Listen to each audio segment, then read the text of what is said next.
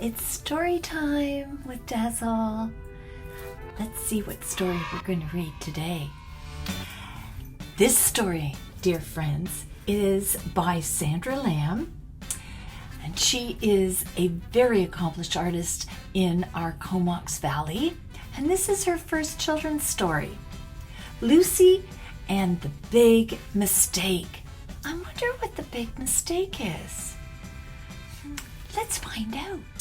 Lucy liked to try new things, so when they got in the car to go shopping and Mom said, "Whoops, I forgot to shut off the hose," Lucy smiled. I wonder why she's smiling. She likes to try new things. She's alone in the car. I wonder if you're gonna guess this. Before her mom was up the walkway and through the gate, Lucy had climbed into the front seat and was pushing buttons and pulling levers. This one went click, click. That one went thunk. And the glove box went spring. But best of all was the handle on the floor that made a satisfying ka-chunk when she yanked on it. Oh, no! What do you think is gonna happen? You guessed it. Something creaked. Lucy looked out the window and saw that she was slowly moving backwards down the driveway, picking up speed and heading straight for the parked car across the street. Yikes! I hope she turned the wheel. It happened to me once. I was pulling out of our driveway and I didn't see the car across the way. I ended up backing into it.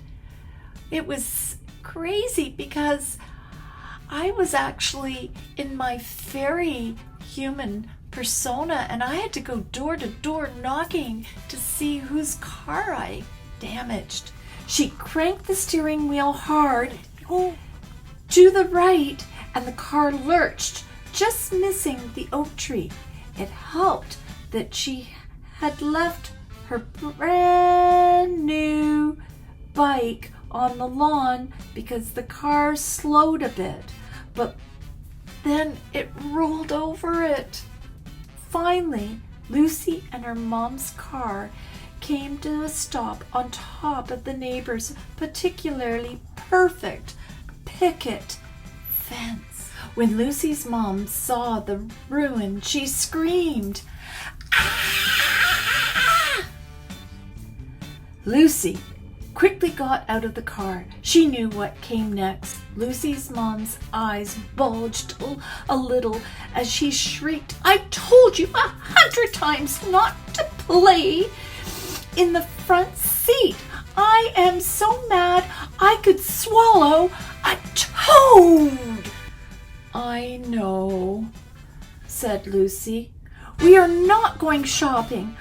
I am going inside to lie down until I can ungnash my teeth." "I know," said Lucy. "I don't want to see you or talk to you for at least an hour."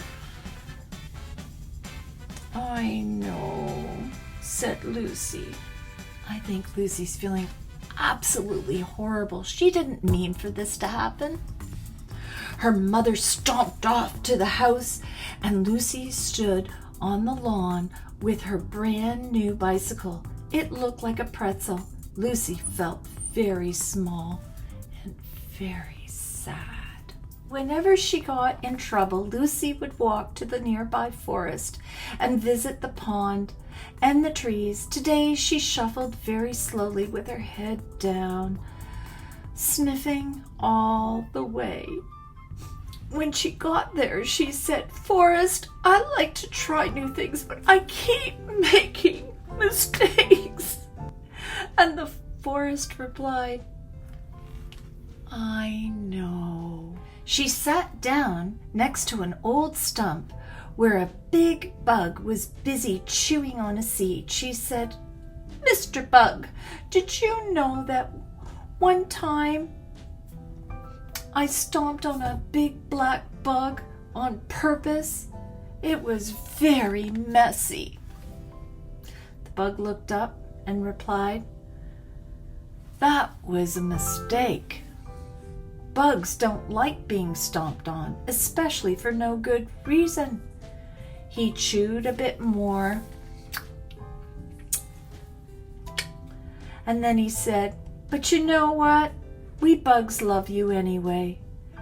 Then he picked up his seed and wandered down the side of the stump and into the grass. Lucy got up and trudged glumly down the forest path. She felt a tiny bit better, and she decided that she would not step on any more bugs, at least not on purpose.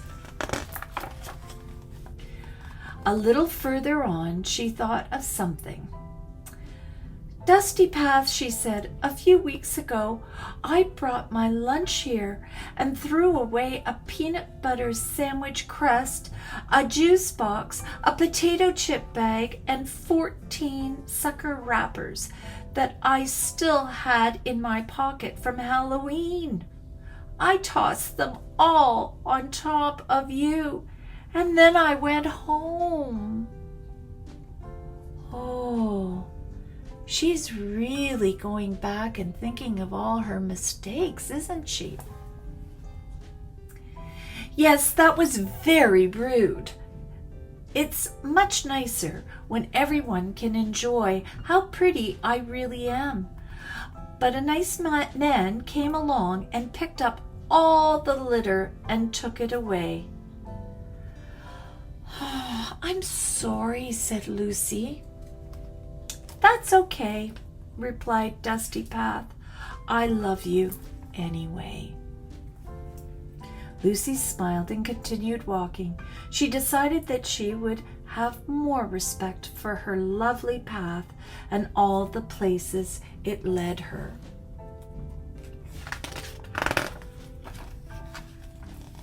When she got to the big pond, she said, "Mrs. Pond, one time when I was very sad and angry, I stood right here and shouted lots and lots of mean and horrible words for a long time." Oh my gosh, she must have been super loud. Look at the animals. They're holding their ears. Miss Pond swirled her waters a bit and then spoke up. "Yes, I do remember that awful racket. Ponds generally prefer the happy chirps of birds and the swishing of the wind and even those crazy chattering squirrels. But of course, I love you anyway." Lucy was beginning to feel a whole lot less like crying. Next time she got sad and angry, she thought she would try very hard to sing a happy song instead of shouting. That's a great idea. Do you know that a friend of mine actually has a great idea? When she picks up the phone, she smiles. Instead of picking up the phone and frowning, she picks it up and smiles. So the smile gets her feeling good for when she talks to people. She wandered around the pond to a small beach at the far end. The sand was warm and soft. She lay down and said, "Sandy Beach, did you know that last summer when we were at the big beach, I kicked over a boy's sandcastle and ran away?" That's not very nice, is it? "Why?" asked the sandy beach.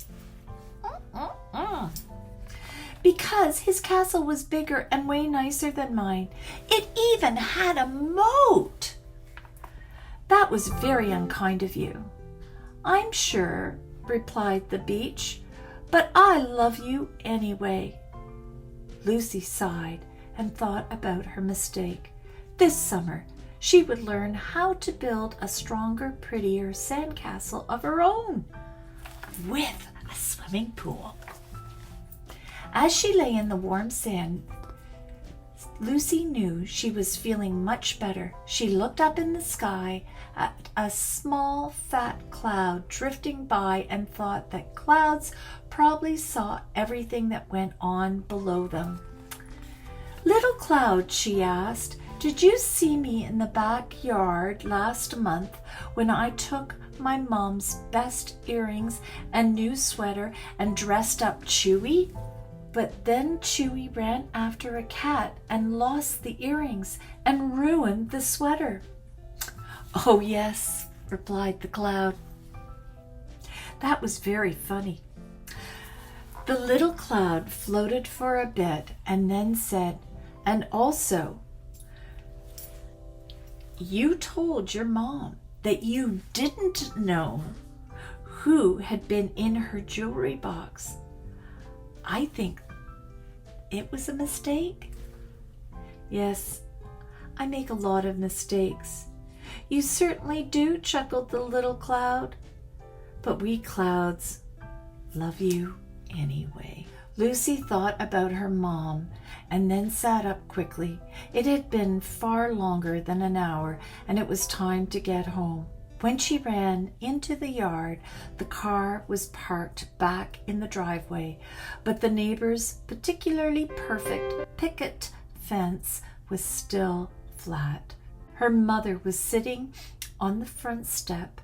Lucy shuffled up to her and hung her head. Her mother looked at her sternly and said, "Lucy, you like to try new things, and of course you make mistakes. Mistakes are okay because that's how we learn. But sometimes you need to listen to your parents. We just want you to stay safe. Promise me you will stop to think things through before you try anything new." "I promise." "You make me mad sometimes, Lucy. But guess what? I made a mistake too." Well, her mistake is she didn't turn off the water, and maybe it wasn't a great idea to leave Lucy in the car by herself. Just saying. "Really?" Her mom hugged her tight and said, "Yes, I forgot to say that I love you very much anyway." Oh, yes, that is so right. When our children make mistakes, and we all make mistakes, we need to show forgiveness. I call forgiveness the big word that starts with F. It's so important. As she got up to go inside, she turned to Lucy again. "Oh yes, I pulled your new bike out of the way, and I don't think it can be fixed. It looks like a pretzel." Lucy looked at the bent wheels and twisted handlebars on the lawn. Her mother was probably right, but maybe if she tried something new. Lucy stopped. She thought very hard about her promise and wrinkled her brow. Oh, what is she going to get up to? Then she smiled, a big smile, and went to get a hammer and a wrench. Hammer and a wrench? You think she's going to fix it? Well, maybe she will. Who knows?